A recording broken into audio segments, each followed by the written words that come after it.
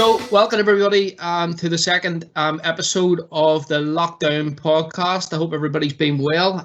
This week we are going to be looking at, we did talk about club focus last week, and we're going to be looking at the Craigavon Lakers. We've got the head coach on, Rebecca Greenaway. Welcome, Rebecca. And our usual suspects are James McSorley, international wheelchair basketball player, NINGB, and we have Danny Cooper, who is the DSNI Wheelchair Basketball Club Development Officer.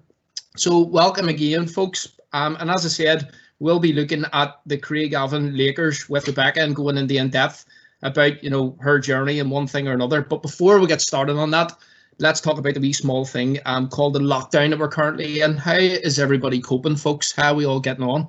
We're going to do a wee thing each week about the weekly roundup, just to go around everybody, see how we're all keeping, if we've got any tips about how we're all keeping sane and keeping well. So anybody, any stories, anything going on, guys?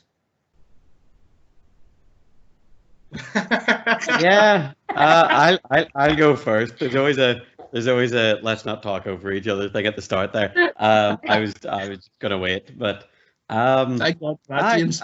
I've been sort of just watching basketball like obscure, weird basketball games that people don't remember are online, and is that a good or a bad thing if I don't remember them? No, it's good for me. I've been like, there's like the NBA YouTube channel's been putting some really cool like mid 2000s and further back basketball games on, and it's just fun to. Well, it's fun for me. I don't know if it's an objectively fun thing to do. I'm a bit of a, I don't know, I'm super into it, obviously. So that's been kind of fun. And the other thing I've been realizing is it is absolutely possible to do a home workout for like 30 minutes and just ruin your life. Like I struggle to make it difficult enough because I'm used to sort of on court for 4 hours a day or in the gym lifting heavy things and throwing stuff about, but like with very little equipment and body weight and a lot of effort, it's completely possible to just absolutely ruin your day. Like it's been fun. But yeah, that's kind of all I've been doing, watching movies, basketball, working out, trying to give myself some sort of structure. But yeah. What about the rest of you? Trying to keep yourself busy, James? Yeah, trying my best. Trying to keep myself busy specifically during like times that I've decided I want to be a bit like, I'm trying to, not like a 9 to 5 because I don't have one of those, don't really want one, but I've been trying to like actively like get up in the morning to do stuff, whether it's like a bit like watching a game to study it as much as enjoy it, or getting up and reading, getting up and I've been meditating a bit just to try and look after that mental side of things, or just anything like that. I try and like start my day off by doing like the useful, actual, productive stuff, and then I feel like I can enjoy myself during the evening. Whereas if I do it the other way around, if I get up and mess around, knowing that I'm going to train at 5 p.m., I kind of spend all day being like, oh, you should be doing something. But yeah, so I'm trying to trick myself into feeling okay about all of this is probably what that is, but it's working. So. Happy days, good guidance. Well, I'll give you a bit of a laugh. So me and my wife and my wee son Ben go for a daily walk, right? So we go up and there's a place called Woodville Park. Anybody from Belfast will kind of know where we're at. And basically we get up into the Woodville Park and it's about a mile round. So Ben whizzes off. He's like a Lance Armstrong on his wee bike. He's turning on. And my wife, because, we're both like just about adults, she taps me on the shoulder and shouts, "You're on," and guns it. So she starts running down the field, down this football pitch. Because, I'm in physical, shape. Obviously, I'm in good shape. So I take off after thinking, I've no chance. Get about 3 strides, pull my groin, and just lay and cried on the ground like an absolute idiot with about 10 other people in the park looking at me going, this is the best thing to happen to me all week. Absolute idiot. Muppet. So that was my funny story, and that's what we're doing on a daily basis. Is similar to you, James, getting up, keep my mind active, keep myself active, get up in the morning, be proactive and try and get into like a daily routine rather than laying about in your jammies and your flip flops on. Do you know what I mean? So yeah, I just thought I'd share that with you. What about you, Danny? How are you getting on with the youngster? Yeah, 4 months old. Dictates what we so do. If you don't know, Danny has what age is Elsie? 4 months. 4 months. 4 months. So he's 4-month-year-old in the house. How is that going for you? 4-month-year-old. That was an interesting term. I've done myself already. I've done this. And got 0.3-year-old. 4-month-old, yes, who completely dictates what we do. So work away, bit of routine. James, totally agree with you. Phil, totally agree with you. Had our first kind of laughter this week from her, which was nice. Lovely. And she's kind of found her voice a little bit, so she's chatting away. What she's talking about, I don't know, but she's chatting about something. And we've also had this morning breaking news. She rolled onto her front for the first time. Hi. Yeah, absolutely, which was great. Apart from I missed it. So apart from that, in the house, dude. I was in the house upstairs. So we've had to recreate that a couple of times. But no, so she's done that this morning. So really proud of her. She's done well. Yeah, happy days. Nice. So, RG, Rebecca Greenaway, the main woman. What about you? How have you been getting on? I haven't actually been too bad. As I don't know if many people know, but I do actually have a couple of jobs, so I've been quite busy through them. But on the side of things as well, I was previously training for a competition that was supposed to be in May. It's been completely put back, so I don't even have a date for it. So I'm just trying to keep myself in good fitness as much as I can. But I don't know what competition was it? It was just known as a functional fitness, but I do CrossFit. I can already hear all the haters, but I do CrossFit. So after the workout you sent me the other day, I definitely, I don't like you anymore. I don't like it. I didn't think so. I was waiting for the text to be like, my arms are dead, my legs are dead, kind of thing. But yeah, so I've been training about twice a day if I can, and then having about 2 kind of rest days through the week. And before lockdown, literally the day before lockdown, I got a puppy. So she has been keeping me very, very busy, especially crying at 3 in the morning. So I've been kept very busy that side of things as well. But by that, yeah, I've been getting a bit of work done and checking in with my Lakers and stuff as much as possible.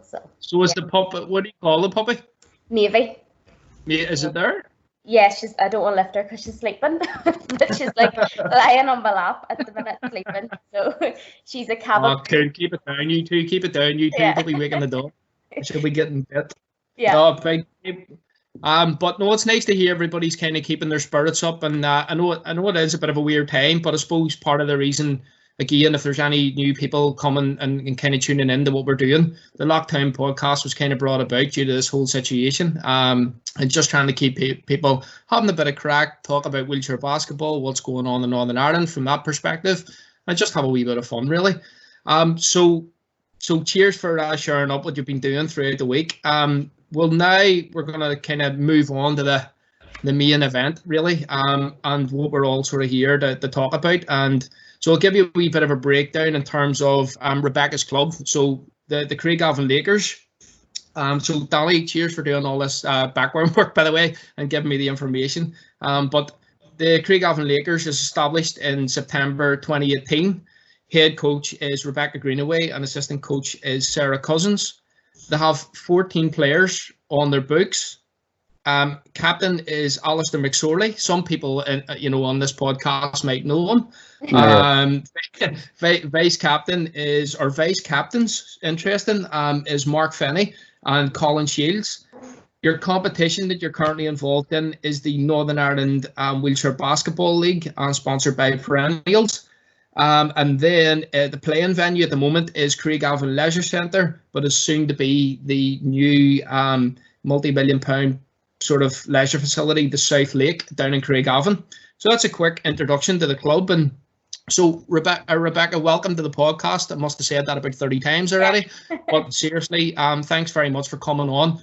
We've been sort of busy talking throughout the week, me, James and Danny, about different questions we can ask you. We're really, really interested to find out, a bit about you, your journey and getting involved in wheelchair basketball, and then a bit about the club as well. So if you want to, do you want to start? Do you want to tell us a wee bit about yourself, how you got involved with coaching wheelchair basketball, and then a bit about your club? And I'm pretty sure that everybody on the other two guys and myself will have plenty of questions to throw your way as well. Yes, so thanks for having me on, guys. I started coaching, well, to be fair, I was actually approached first of all by somebody in this chat currently, cornered in a room, might I say? No, I'm not joking. But I was offered the position of coaching a new team by Danny that he was hoping to set up in Craigavon. Now, a lot of people might not remember, but there did used to be a team called the Cyclones in Craigavon, so it was trying to rebrand it and try to get a few more people interested. I had, the year before that, I had done my coaching in wheelchair basketball and a little bit on refereeing.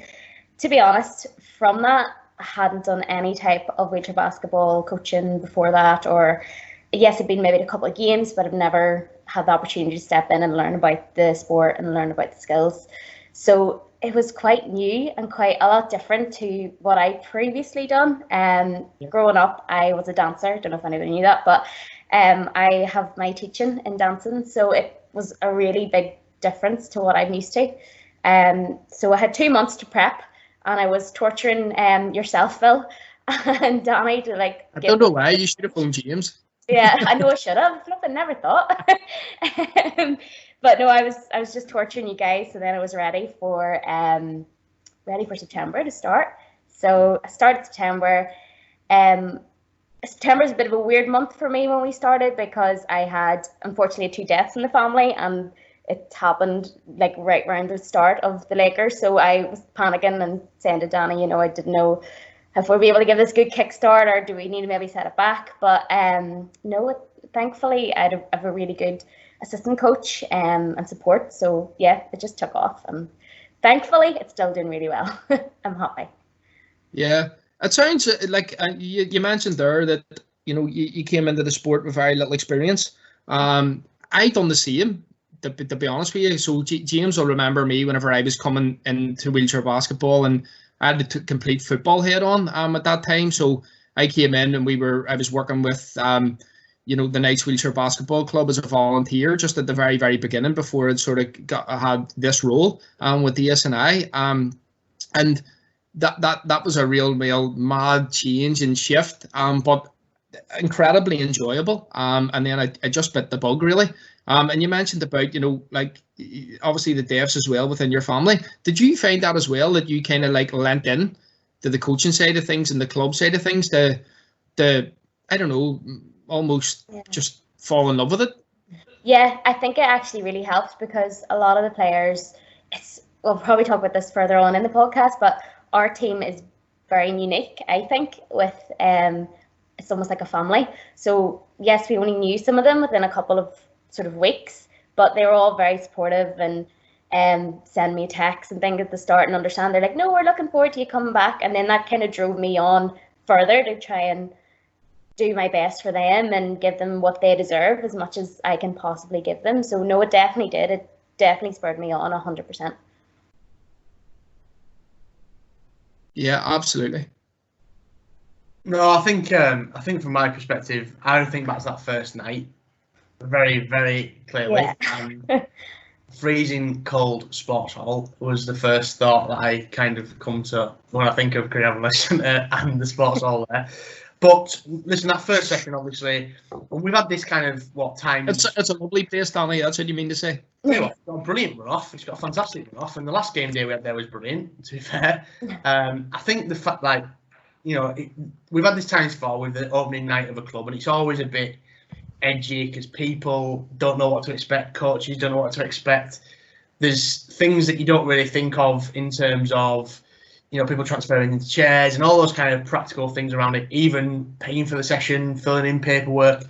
But obviously Sarah was there from the start. Is that a big part, and is Sarah a big part of that development? Yeah, 110%. I don't think I would be where I am now without her. And I told her, I was like, I'm going to give you a shout out, but she does actually totally deserve one. She's been there from the first night. As you said, she recently got married. She only got married, I think, one week in or something like that. So she was off 1 week. But she's been there from the start. She's Did you give her a week off for a wedding day? Did I? And just about just the one. You're an easy touch.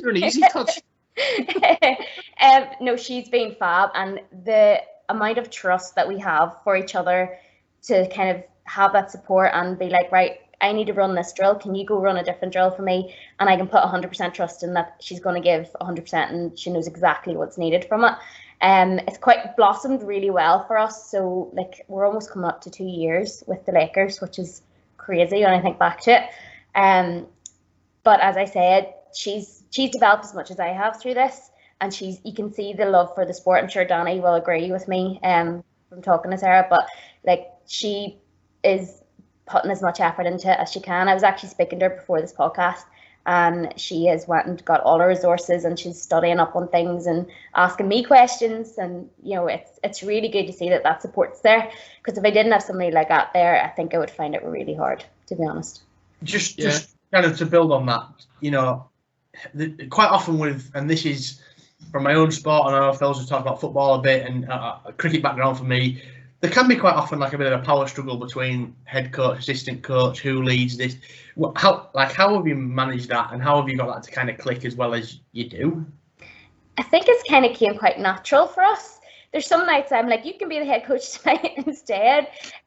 Just if I'm having one of those days, I'm like, oh, just you sort it. But no, seriously, she is actually, it's really quite well, because we have a very mutual agreement with each other that I think has never been said, that if somebody wants to raise something from each other, then we can speak about it. Or if she says, no, I don't think maybe this is running as well, we can change it.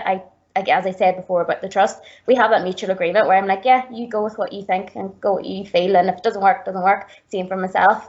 I think we're always kind of backing each other up as much as possible as we can. So no, 100%.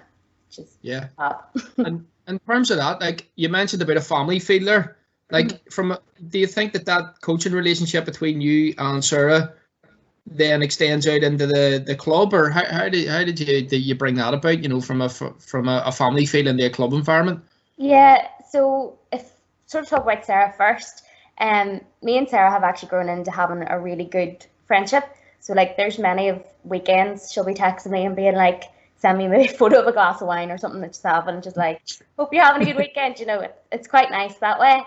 But when it comes to the Lakers and family wise, I honestly don't really know how it's happened. We've all just kind of bonded really, really well. It seems to be like they just went out to the ABC area and just said, right, pick out the like most dead on people and bring them all together and let's just play some basketball. But no, it's been really good. Like we do a lot of like team building as much as we can. So last summer we had a social event.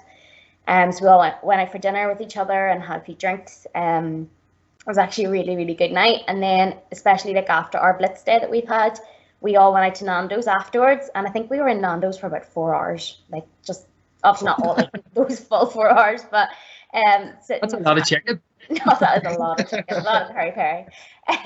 But no, we were sitting talking for ages, and it actually had to be me to be like, right, I'm going home, I'll see you later.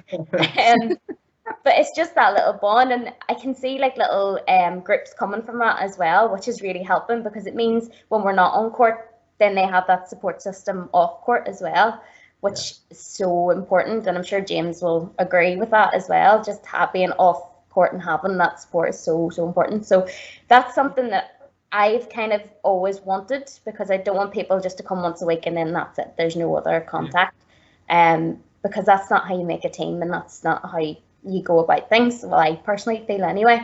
So no, it's went really well. Like we have a WhatsApp group and they're all constantly chatting all the time in it. Like sometimes I have to read back about 50 messages to see what's really talking about. But yeah, they're really, really good bunch. There's nothing else I can say. They're just a family, and that's it. Yeah, I think that's such a big part of it. Like you said, like creating the sort of family environment as a team, and you immediately mentioned like going out for dinner and a couple of drinks, and I'm 100% on board. Like we've had times at like different teams I've been on where they've been like, what about this team building activity, or what about if we get these people in, or we do that? And I was like, here's what you do.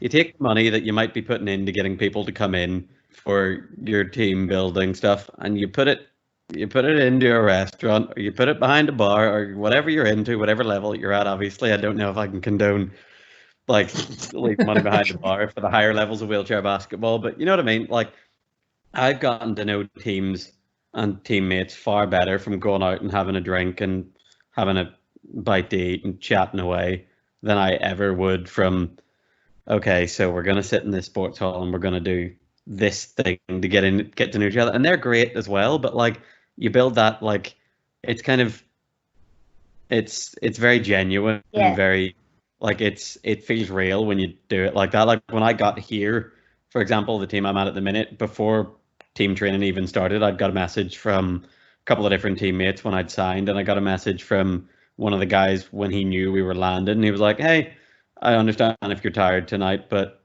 tomorrow, do you want to go for a bit of lunch? So me, my fiance, him and his wife went out for lunch like the first day I got here, and like, I could tell that this was a spot that I wanted to be in. And what you said about the WhatsApp group is funny. Like, when I pretty much like signed the contract, sent it back, got added to 2 WhatsApp groups immediately. Before I even knew anyone, I could tell who were the that one with coaches and then one without coaches, James? I thought it would be that, but it's like, it's basically one has everyone, like everyone top to bottom in the whole team, like in the whole organization. And then the other one has like coach, team manager, and all the players. There's no one above that. Like, no one in management is in one of the other ones. And it's one of those WhatsApp groups that you just get all sorts of stupid videos forwarded flat out. But like, before I'd even chatted to anyone, I was like, oh God, this is wild. But I've been in teams that you have a group chat and it's just like, all right, who's coming to training?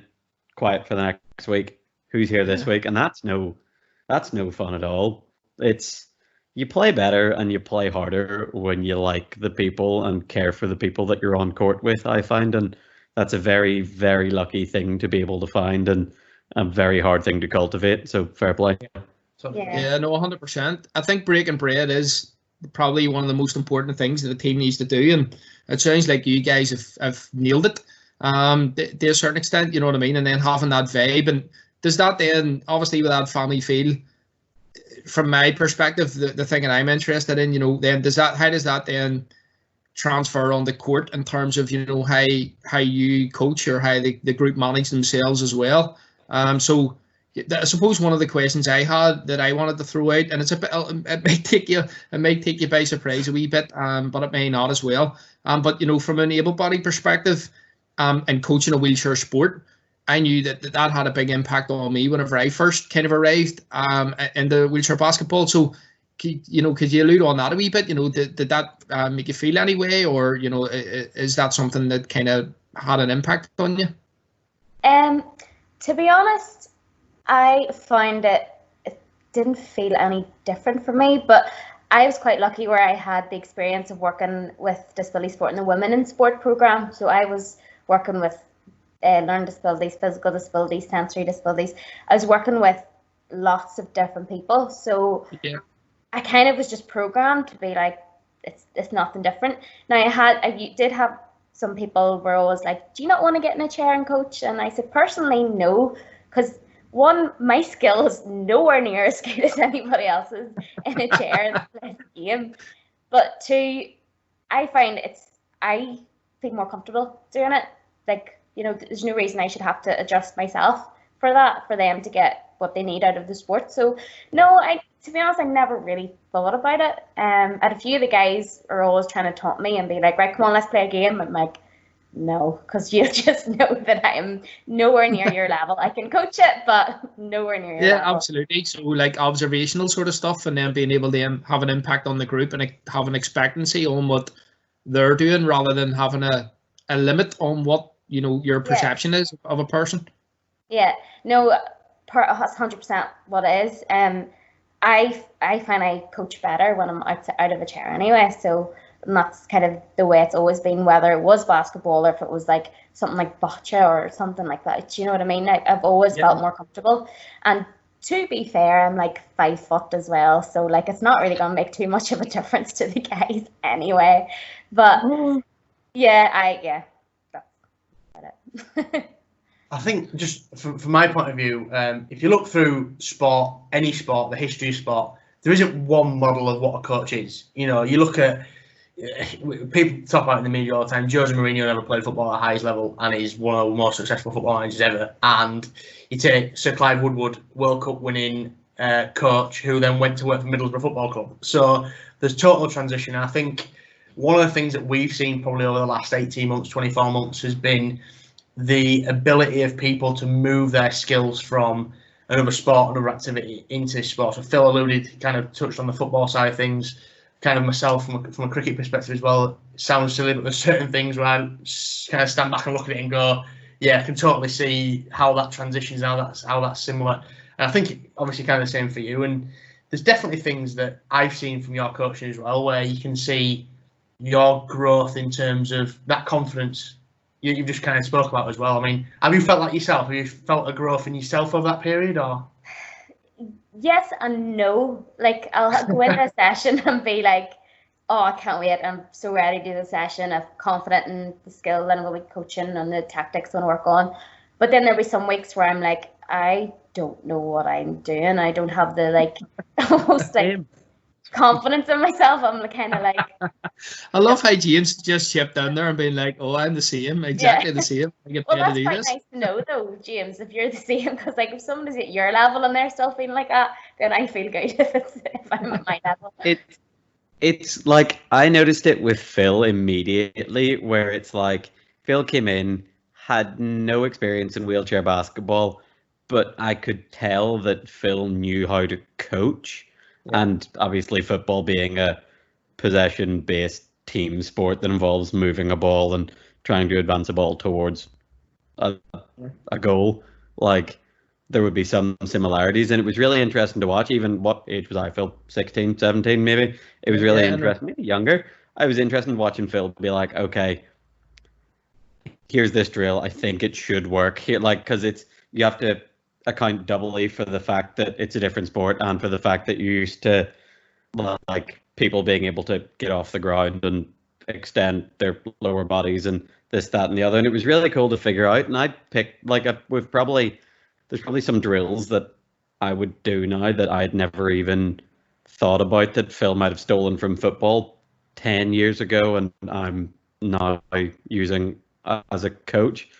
And like, I think there's a lot to be taken from, basically a lot to be stolen from different sports and different athletic backgrounds. And it's always really interesting to me to like watch how people adapt stuff. Like, yeah, but no, for sure. Like I struggle sometimes with the opposite thing where I've got the basketball knowledge in here somewhere, but I cannot conceptualize it on the floor in like cones and small sides. And like, I just can't figure that bit out. And that's wild to me that people just have the brain for that. Like, yeah, no, absolutely. There's a thing, and me and Danny have talked about this before, about the kind of like art of coaching, and you can't have that side of things where you're really, really knowledgeable about the game, but then some of those guys or girls don't then want to work on the other side of it, like the art of coaching, working out how people learn best, what are the different opportunities to be able to develop skills, develop learning and knowledge, but from a kind of static basis, you know what I mean, the feel and touch of what you're doing on the floor or otherwise.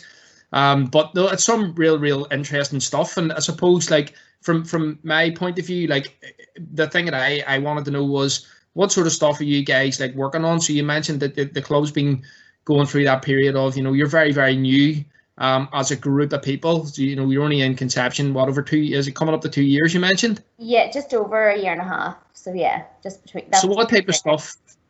So what type of stuff are you kind of working on? You know, what's your goal? You know, or do you have one? You know, what's the club kind of ethos and around like training and competition? Because you mentioned, you know, you're competing in the Northern Ireland League. So could you give us a bit of an insight about what happens on the floor? Yeah. So at the minute, as you say, we've only been really together less than 2 years, and we've only been competing in this league since September. I remember back in August, I spoke to Sarah about this, and I said, I don't care if our guys win, which sounds really bad, but I generally didn't care if we even got a basket. I just wanted them to get out and get the experience, because in my head, like, they were just going in, like, didn't have a notion what was happening, and they'll even say that themselves. But to see the difference in them from September till now, it's kind of helped me, because then whenever I say, so for example, our last Blitz Day was on, and we hosted, I was able to like, right, you need to work on shooting, you need to work on your line defense, you need to work on so many different things. So I could be able to take that back and almost use it to my advantage as much as possible. But from that as well, then I was able to watch other teams and what their strengths were. So that's always kind of dictated how our training goes, is right, well, this team's quite strong on this, so we need to work on this. So that's kind of the way I coach anyway, and that's the difference in it. For goal-wise that you said, we did win one. We won one game. I have to actually just mention that when I'm in here next game. I have to mention that, but I just want to keep seeing them excel and doing sort of the best they can. As much as I said, I would really like to get another few wins if we can, like I'm sure most teams are. And I would like to possibly get a few more players if I can. If any players want to come to me, they can. But just saying, James. No, more. You print the contract. I'll sign it. You get one of those T-shirts, and I'm there. I'm there. Yeah. By the way, you shout out. Let us see your kit there. Can you show us a bit of the kit? Look at that stuff. Unbelievable. Yeah. Yeah, that's nice. Yeah, it's all. That's all it's about. Just get the kit. Yeah. No, I had a question based off that. And I wanted to know, because obviously this year's the first year of the NI League. Last year you guys set up, and it was purely like a get players in, come to training, I assume. Yeah. That's my understanding of it anyway. Has your coaching changed at all because there have been games, or is it, because I know you were saying it's still sort of like process based rather than like results based? Like, have you found that you're sort of adapting for the fact that you might have a game at the weekend, or is it still keep moving forwards, try and work on all the skills anyway? Yeah, so when we first started, and for the first sort of few league days, it was more just trying to get them more comfortable with their skills and their chair movement. But now I have found us got more into our tactics, and now we've been quite lucky where we've seen other teams play and we kind of know some of the players, or we've noticed a kind of like a rhythm of how everyone's playing. So it's been, me and Sarah have been trying to work more on tactics and what our tactics are and how to utilize them as much as possible. Now, I've spoke to Phil about this before, and my tactic knowledge might not be the best just yet, but I'm working on it. I'm working and doing my research, just torturing Phil as normal. But yeah. Would you speak to James? Speak to James. Yeah. He's the expert here. So if you want to speak to someone, I'm stuck inside with nothing to do. Keep absolutely. Afterwards, and you can ask him everything. He'll give you the playbook. Yeah. I'll have an answer. Might not be the right one, but I'll have an answer. Sure.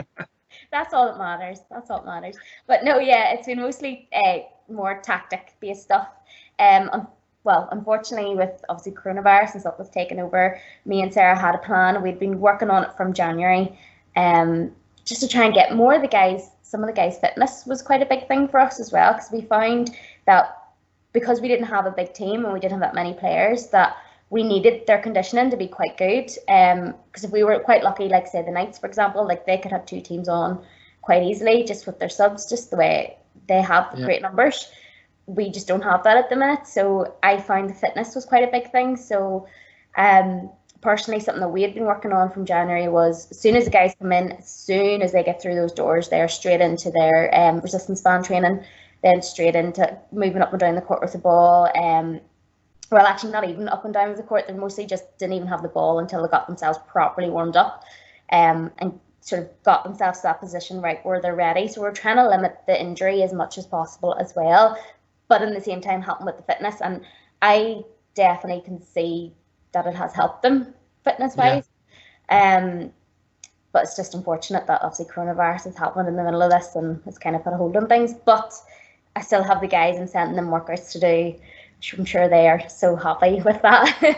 But I'm giving them workouts to do at home and trying to keep their minds active. It's something I actually discussed with Danny, was what we have done is I've done like quizzes and stuff for them, which I know it sounds really like a teacher, but getting them to learn about like the history of the sport and where it comes from and who's involved. And one of the questions was, I actually have to let James know this, but one of the questions was who is considered the best wheelchair basketball player, and a few of them put you, James, so I'll give you that as well. That's absolutely wild. I'm not even the best player now I've had in the last 15 years. Even in our small patch of land in this part of the world, like there's plenty of people that will be on that page before me. But that's funny. That'll keep me going for a couple of days. Glad. But yeah, so that, I know I kind of went off on a bit of a tangent there, but no. That's kind of the changes that has changed in my coaching. But again, just trying to adapt as much as possible to the current situation as well. On top of that, I think I have a question there, probably around you. You mentioned about the new players and you said about kind of the fitness being an issue because of the number of players and things like that. And look, I know we started the show off with a bit of a breakdown, and we know that prior to coronavirus, there's a few guys joining the club, and there's potential green shoots there in terms of recruitment. And obviously, I've spoken to you guys quite a bit about recruitment being like an ongoing thing. Slightly different take on it. Wheelie Active. I listened back to our conversation last week and James's kind of answers, and there's a bit of it which I spoke to James about Wheelie Active, so it's a chance for both of you to kind of chip in. But Wheelie Active is obviously the precursor for kids coming through. They're kind of the sporting pathway, and you obviously deliver the one in ABC, Rebecca. So what about that as a recruitment and the future for the club? What do you see the correlation there, and what's the impact there? Yeah, for each Wheelie Active is so different, like each area. We have quite a small attachment at the minute coming to it, but I know some clubs have like maybe 20 plus. But it is so important because I'm quite lucky where I am working with the Wheelie Active, so I can sway what some activities they do to try and get them prepped if they really want to go into wheelchair basketball. Just slip them. Just hijacking the whole thing. So I'm quite lucky that way because I can be like, look, they've got to the age where they've done the Wheelie Active, they've got their sort of basic skill as much as possible with their chair skills. This is where their next step is, and this is where they should be kind of moving after that. Wheelie Active is so important, even if it's not for basketball, but just for, as we've said, is the development of the child and sort of their physical health as well. So I have found it quite useful. I haven't only been there about a month with it because obviously I did it with Ryan, for anyone that knows Ryan, been doing it alongside Ryan for a while. So I can see the improvement in children from it. So I find that the attachment into basketball after is going to be so good. I think we're kind of at the grey area at the minute where, in my club anyway, where some of the kids they're only about like sort of 7, 8, and we don't have a junior section just yet that we can kind of push them onto. But if I can keep working with those kids for a couple of years, I'll be getting them into the Lakers as much as possible. But no, it's so important, yeah. And I think James, sorry Phil, I know James, obviously we asked you a few questions last week, but you said about joining the Knights at 6 and kind of having your epiphany moment 4 years later. So Wheelie Active is obviously something that's probably been developed since your time as a kid, involved in the sport and things like that. It's hypothetical, I guess, but would that have had an impact on you? And your thoughts on it, really?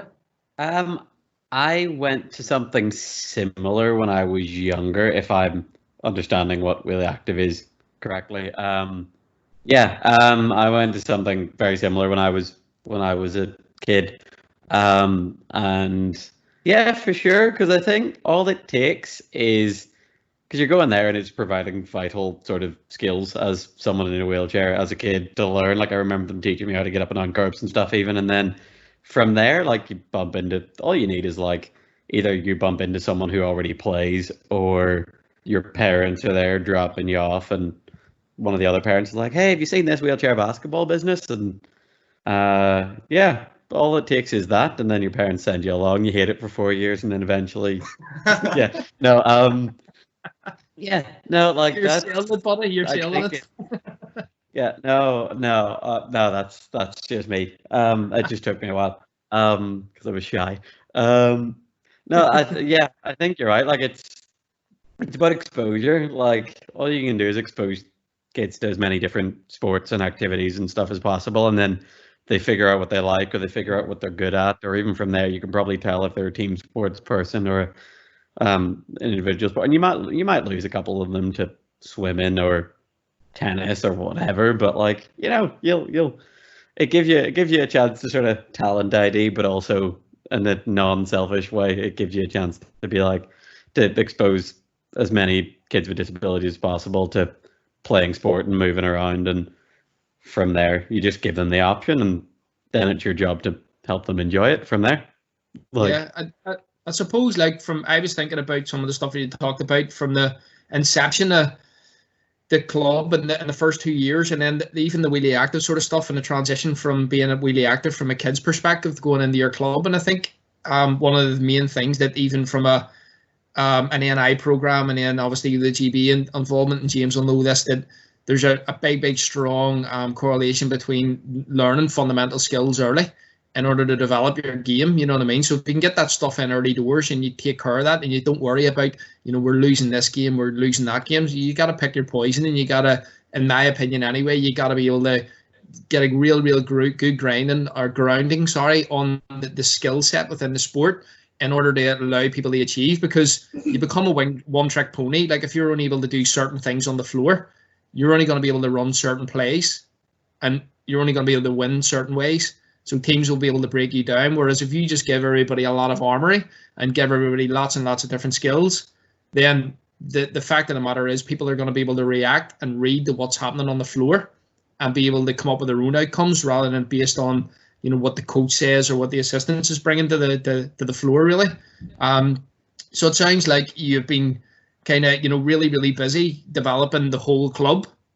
Could you? It's just on a different sort of side. What's kind of been your toughest moment up to now? Like, what's been your challenge up to now with the club? Yeah, so I'm trying to think. Really, we've probably had one most recently where we've had quite a few people with injuries, and that's kind of where the whole thing in January kind of started. So we had one of our players, well, two of our players actually were in hospital. Obviously not basketball related, but we find that tough as a club, because I know it put a lot of strain mentally on some of the other players, because some of our say stronger and most supportive players that unfortunately were in that position. So I find that quite hard for me, because that's something physically that I can't really help them with in a way. And if I can help someone, no matter how small or big, I'll always try. So I find that quite hard for us, and to try and keep the team as sort of motivated and pushed together as possible. I know I could have picked maybe one of our games or something like that there, but for me, I found that was more of a strain on everyone than losing a game, So in a way, this whole sort of lockdown has kind of come at a good time for us as a team, because those guys that have come back from injuries and stuff are still not there, are still not where they need to be. So it's kind of helped us get past that kind of bad stage of, oh no, I might not have somebody to play on our game on Saturday, or I might not be able to put a full team out on the court. So I find that quite hard personally. But then, as I said, now that this has all kind of happened and it's given people time to recover and still keeping in that close knit with each other, then it's helped it, I find, mostly. Yeah. So your family, the family feel that the club is almost the solution or the medicine to that, to a certain extent, you know what I mean, without sounding corny. But it sounds like, because of the support basis that you've built up, and you've done a great job as a group of people, then people feel supported. Mm-hmm. And I have totally been there with people that have been ill, and you care about the guys so much, and you just want them to do the best and get well as quickly as possible. They almost feel like they're part of your family, pretty much, as how best you could describe it. I suppose, like, I don't know whether you guys had this on your kind of list to do, so please do jump in and kind of add to this. But what's been your best moment? Like, what's the thing that's put the biggest smile on your face, or the biggest kind of achievement up to now, for you and the club? So there's two for me. So the first one is probably getting our first win, because I don't think anyone in that court or that hall was expecting that to happen that day, and it did. I think we all kind of just took a moment and was like, "Are we dreaming? Did that actually happen?" But no, that was a really high point for me, because I was like, the guys, it just proves to them how, when they put in the hard work and when they come to training and when they do everything, that things like this can happen, and it almost helped us grow as a team. And then another side of it was actually it was more of a personal one more for me probably than anything. But last year, unfortunately my best friend's little girl passed away. So whenever that happened, I took a week or two off, and the guys were like, they're almost grouped around me. I could almost feel them literally grouping around me, and I was like, this is quite a high for me, even though it's such a dark time, because they're all supporting and they're showing that family aspect. And from that, they organised us to have a big charity event, Christmas, sort of December time there, to raise money for the little girl's charity. So for me, that was two high moments, because I was like, these people are going out of their own way now. They're kind of putting all the support that I'd been giving them, they're now putting into me, and just makes me feel all like happy and stuff. But yeah, more so than the win, but like, yeah. It's bigger than basketball, isn't it? Like, Yeah, definitely. Yeah. That's class. I've got a question for you, which is, it's going to be a tough one. So good luck. Okay. Oh, no, I'm going to sign off now. No. Hang up. Like, it's probably one that we'll probably ask all the clubs, to be honest. But what does that club badge mean to you? So this little badge that I have on me now. That one there, yeah. This little one. If anyone looks at it, most people that I can see out in the street or anything, they look at it and they're like, "Oh, what's that? It's basketball." And then they see somebody in a chair behind, and then the two things click. That is wheelchair basketball. But to be honest, that's good. No, that's good, is it? So it was a good sign. To me, it's more than a badge. It's more of like an identity for our guys. It's something that they can always come back to and be proud to wear. So, for example, I know most of you guys know this, I don't know if James knows, but Colin, our vice captain, he actually has it tattooed onto his prosthetic leg.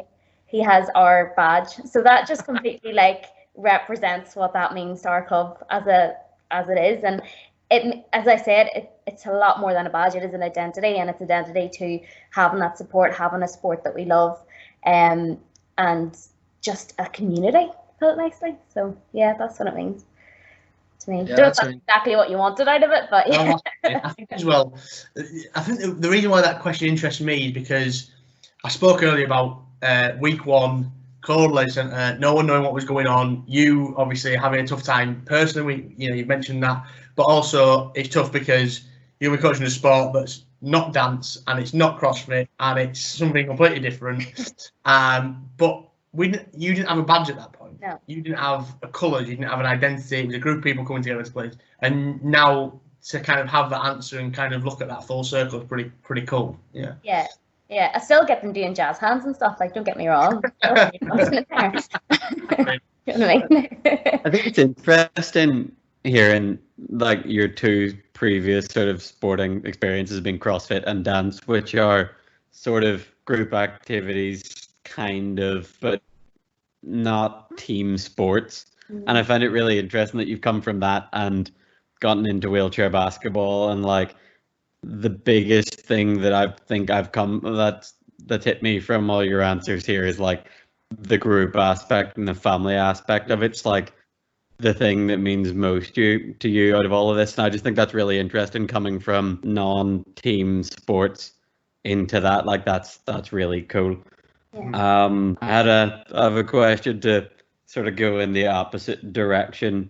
If that's, don't worry, it's not that dark. What are some coaching challenges that you've had or that people might not be aware of? Because I always think coaching doesn't, I was going to say it looks easy, but like coaching is uniquely challenging and weird, and especially having to adapt from different sports or having to adapt to wheelchair basketball. And I think like even starting up a new club, you've got all sorts of ages, all sorts of abilities. Like some of the challenges that you found in the last over 18 months. Yeah, So some of the challenges I've had is basically just learning, as you said, learning a completely new sport and something that I have never really been involved in. And I'm still learning, to be honest. If I'm honestly telling you, I'm still learning. And as I said, I'm constantly picking Phil and Danny's head about stuff, but I'm enjoying the process of it. Yes, it is a challenge, but I am enjoying the process of learning the new things and pushing myself out there to do them. I think for me, it's more learning all the different files, which we tend to be getting quite a lot of. But Alistair. Yeah, yes. If Alistair's not on the floor, it's not a game. Do you know what I mean? But he's gonna love me for that comment. But yeah, I think that's been the big thing for me, is learning all the different rules, and it's constantly changing. Well, I feel like it's constantly changing, and even making those adaptations to, if I have a new player coming in who's maybe never done the sport, to somebody that has maybe played previously and is getting back into the sport, having those kind of two different types of participants coming together to a training session, I have found it quite a challenge as well, because one side of things, I'm trying to teach somebody the very, very basics of even just chair skills. And on the other side, I'm trying to make it more challenging for sort of some of the players that have been in the sport a while. So that is, yes, it's constantly challenging, but it's constantly challenging in a good way, because it's testing me and it's making me a better coach from it. So yeah. I suppose how do you go about that? I'll open this question up to Phil and Danny as well, but how do you go about putting a session together, knowing that you've got, I don't know, X person who's been there for 18 months and you've got someone brand new, and you don't have the luxury of a club that's been running for 20 years that can divide sessions up and sort of put people into different groups based on ability or experience? Because I genuinely don't have a clue. Yeah. Well, we have, I'm quite lucky we've mentioned Sarah, but I have two other volunteers that are with us. So I have Kyle and Gary. Bless them, haven't even mentioned them the way through this. But we have found in the past 6 months, we've had about sort of 7 new players, and a lot of them have been juniors or people that have never taken part in any sports. So I'm quite lucky where we'll get everyone together at the start, talk about sort of, first of all, how everyone's week was and what the layout of the session is going to be. So usually it starts with a warm-up, everyone's involved, and very basic skills, chair skills and movement. And then we split up into little groups. So I usually take the league team. Sarah takes the people that are kind of league team, but not really, if that makes sense. So maybe they can't make all the league days, but they're still involved. And then the boys will always take the juniors, but I am kind of overseeing everything at the same time. So I have about 4 jobs in one. But it works literally, yeah, I'm like, need extra eyes, I swear. But it works really well because Rebecca the comedian. I know. So I know that I can give the league team a drill, work with them through it, and then say, right, I want you to practice on your own. Maybe give them a situation and get them to sort of figure it out. So by the time I come back, they should hopefully have me an answer of some sort. So then that gives me the time to go over and make sure Sarah's comfortable, which she usually is anyway, but make sure she's comfortable and things are running, and if she needs any help with anything. Same with the boys, giving them sort of drills for the younger guys to be doing, because a lot of those younger guys, I don't know if you guys have seen it in any other clubs, but a lot of the younger players don't really want to get involved with the older guys and the guys that have been there a lot longer.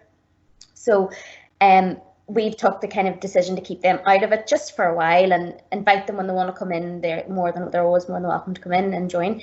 So that's why I'm quite lucky where we are able to split them into the 3. Yes, it sounds more confusing than it probably actually is, but I always do a session plan before I go, so we can always fall back onto that. Usually the sessions don't go how I write them out, but that's going to happen. That's coaching. I'm sure the boys can say. Yeah, that's every coach session ever. Yeah. Bar Hodge. He's got the stopwatch out, right, boys? On the next one. Some of the best sessions I've ever been in, like coaching wise, have been like Phil has been like the RPC on a Monday in Allen Park. When I was back after Christmas, I was lucky enough to be able to get involved in helping out coaching one of those, and Phil kind of gave me the reins, and he would chip in with a bit of something and I'd chip in with a bit of something. The amount of times I'd have like a page of stuff I was wanting to get through, and then we'd be like, oh, this is interesting. Let's keep on this bit for a while. We're getting something out of here, and you kind of I think you get a lot of good stuff out of that from keeping it going. But like having an assistant coach and 2 volunteers sounds absolutely class. Like there's nothing worse than coaching. You've got small groups, like groups of 3 all over the court, and you're down working in one group, and the next thing you know, you turn around, you're like, what is going on up there? What is happening? Like, Yeah. so like good spot to be in. What about you two? Like how do you deal with that in any sport? I suppose sorry, from my sorry, Donny, mate. Sorry.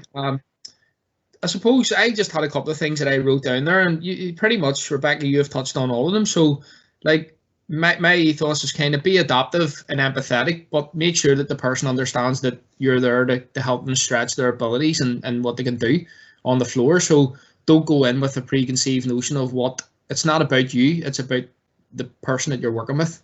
So it's never about you, it's about you assessing what that person can and maybe feels like they cannot do, and then try to develop that skill set and their confidence around it. So probably just being adaptive and being understanding to a certain extent, but as I said, to reiterate, just like try and stretch individual skill sets and make sure that they grow in confidence by being able to learn. So if they come in through the doors and they couldn't do a skill, even if they're 10% better, 2% better, they're going away with a bit of chipping away at the block, and they're getting better each time to a certain extent. And that's pretty much how I try to approach each session. It's not about me; it's about the person you're working with or the group that you're working with. Yeah. Yeah, I kind of build on that. I think it's funny because I think actually myself and Phil, we have a very similar kind of philosophy on coaching and learning, but that's probably just purely through chance that we have that kind of view. But I think the couple of big things for me would be you touched on there, Jenny, the organic kind of development of the session and how actually by sticking to that plan because you wrote it a couple of hours earlier isn't always the right thing to do. Having the plan's key, but actually if something's organic and something's needs worked on, needs improving, needs analysed, then to ignore that's the wrong thing to do almost. I think the other thing as well, and this is kind of sport wide, whether you're a player, a coach, development officer, whatever, timing is absolute key, doing things at the right time. And you know yourself as a player, James, shooting at the right time, making the right pass is absolutely key. Yes. For Rebecca, Phil, making the right sub, making the right tactical switch, absolutely key. And you know, even if you look at a development officer point of view, the time when you start something new, start something, hold off, all those kind of things. So timing as well, probably the big thing I'd throw into that mix. Yeah, absolutely. Rebecca, I have a question. Just so we can go back, obviously this has been recorded and stuff, so you can go back and check off your list. Is there anything that you mentioned things that you want to improve on? What do you want, you know, if you have your kind of bucket list there, what do you want to improve on over the next 12 months, or, you know, as a coach or as understanding knowledge of the game, stuff like that? I think there's not one thing that particularly that I want to actually work on. I think it's just getting a more, well, actually, no. There is probably one thing. It's being comfortable with everything, as in, I don't mean comfortable as in all of the players to be comfortable. I mean me being comfortable with my knowledge and being 100% know that, yeah, I'm on kind of doing the right thing and what I should be doing. I think that's more of it than pinpointing one thing exactly. As I said before, I'm a new coach, and I sometimes think I forget that and put a lot of pressure on myself for it, but I am a new coach and I am still learning. And I think, as you say, I'm sure I've asked you, Phil, you're probably the same. You're still constantly learning. You've been in this game a longer time than me. I was going to say a long time, but a longer time than me. No, it's a long time. Just not as long as people like James and Jason and, you know, all these other people that you get to pick up on, you know, and Hodge and unbelievable people.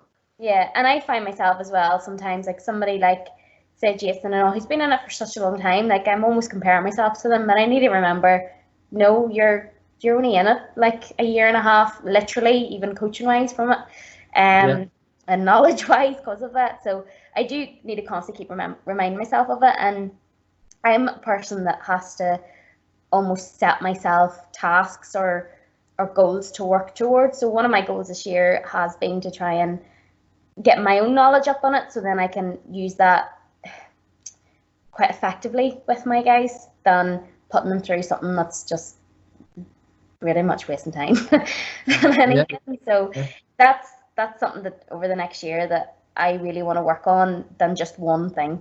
Just basically everything I want to work on. If that's just answer for you.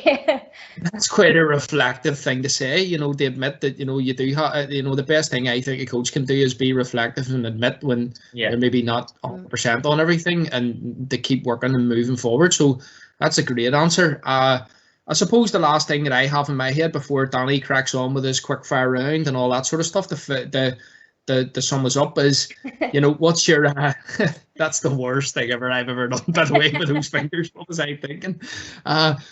So NI League, which is, as I mentioned, sponsored by Perennials, you know, what's your thoughts on the league? Has it kind of like what just generally, you know, sum it up for us?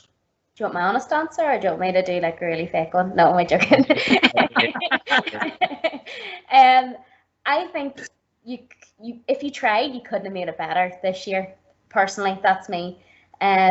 Because there is only 4 teams, and some of the teams have never played each other. I know my guys, the only team they had played prior was maybe the Giants, because the Giants were quite nice and let us have a little competition between them a couple of times. But I don't think you could have ran it any better, and I think unfortunately we didn't get to do our final day as of yet. But it's made the basketball community grow a lot over here. I'm sure you guys noticed as well, like the amount of people that were coming to watch from day one to our last league day there was crazy. So from the NI League in general, I think it's went so well. And I know we might do changes maybe for next year, and especially with the Bangor Bulls coming in, which will be really exciting, and I'm quite excited to see them play. As long as they don't beat us, like, that's okay. Don't beat us. But yeah, NI League, as I said, NI League, I think it's been brilliant, and I don't think there was any changes needed personally for it. So yeah, these two out of a job. Yeah, 100%.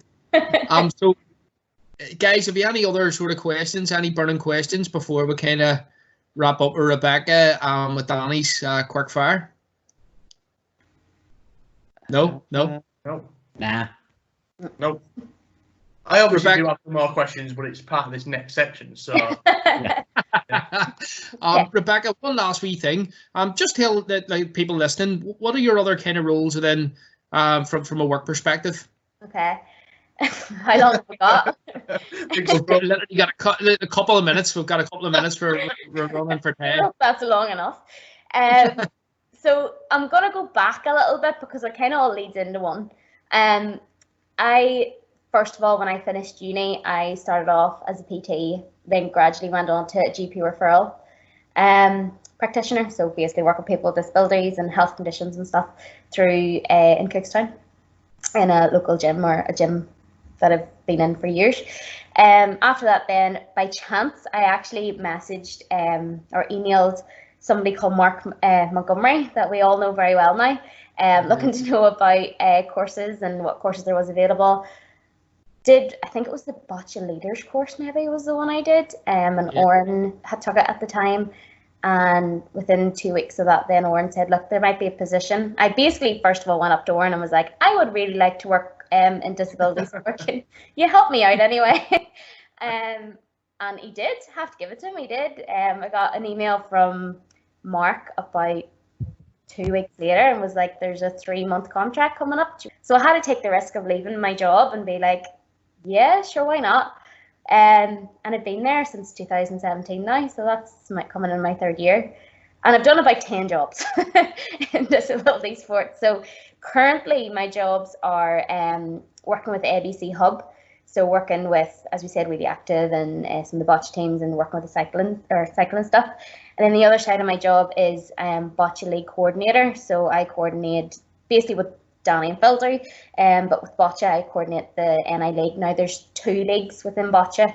There's individual and the teams or pairs. So I coordinate it, I plan it, and I basically run it. So yeah, that's all I do. And then at the weekends I still PT. So I'm busy. So we've got the doc, we've got Oren Doherty to thank, and Monty to thank for having Rebecca as part of our staff team, and then as well as being an unbelievable, having a massive impact on our club at the Craigavon Lakers. So cheers, Rebecca, for coming on and kind of giving us that information about the club, and it's been really, really lovely to chat. And now you're going to get hit with the lightning round by the big man Danny is going to hit a few questions. Yeah. What's that? You need a sound effect. Last week. Yeah. Listen, I drummed on a laptop and I was shouted at, so I'm not doing it. Terrible. It was terrible. You're welcome. Whoever's listening to this, you're welcome. So, Danny, take us away with a quick fire. Thank you very much. Yes. So, listen, this is a feature every week. It's arguably the best feature. And arguably.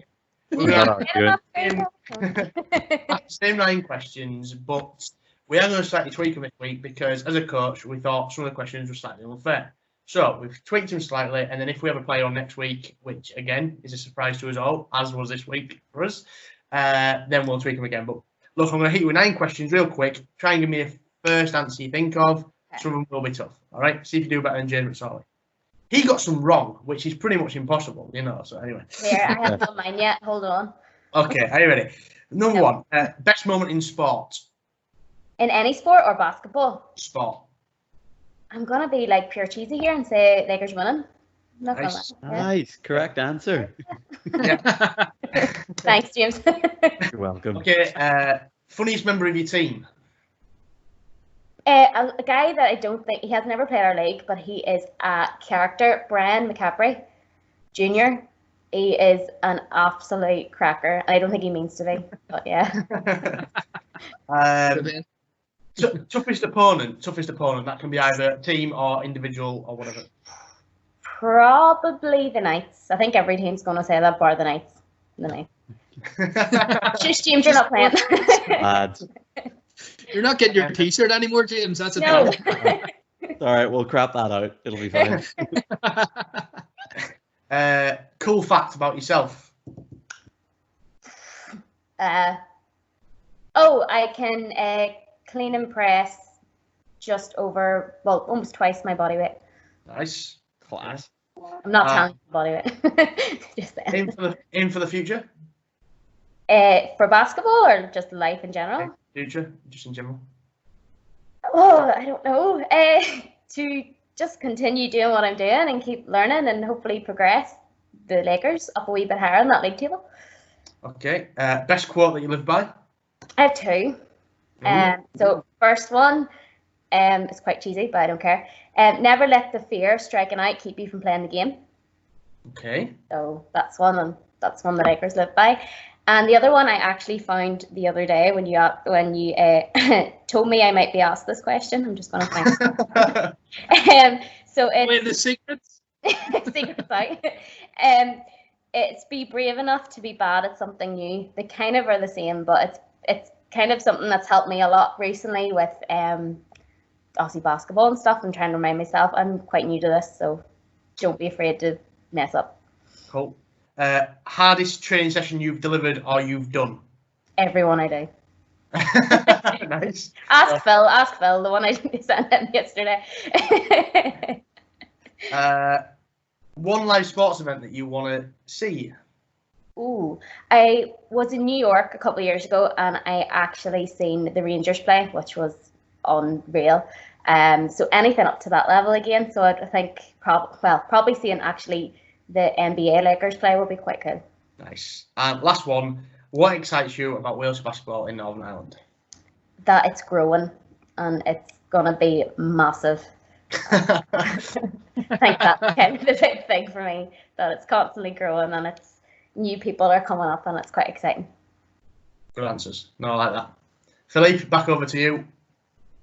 Cheers, thanks very much. Cheers for that, Danny. Cheers, Rebecca. So just to sum up, obviously we had Rebecca from the Craigavon Lakers looking at for this week and looking at for episode 3 next week of the Lockdown podcast. We're going to be going on to another club focus again. We're going to do a series of these. We're going to keep it kind of in the dark in regards to who we're going to have. So, make sure you tune in. It might be your club. It might be somebody you know. It might be somebody you hate. No, I'm only kidding. We all love each other here. But tune in and keep continuing to tune in. Check out our DSNI Facebook page and website for sort of workouts and different bits and pieces. Our team at DSNI are working stupidly hard. Rebecca being one of them, Danny being another. Me, I've got my flip-flops on. No, I'm only kidding. So the guys are putting out loads of great content in regards to some of the stuff we talked about way at the start of the show, in regards to keeping yourself busy and active, and keeping yourself just in shape throughout this whole kind of lockdown period. So keep an eye out on that. And I suppose just the last sort of thing that I have to say is make sure we're continuing to follow the protocols. Wash your hands. Stay 2 meters apart when you're out exercising and your daily exercise. And please, please, please keep your social distancing. We know that this will save lives. And I suppose on behalf of myself and everybody like James, Danny, Rebecca, thank you very much for coming on and for giving your thoughts once again. We've had a blast. And everybody, just make sure you stay active, stay at home, and stay safe, guys. And peace out. See you next week.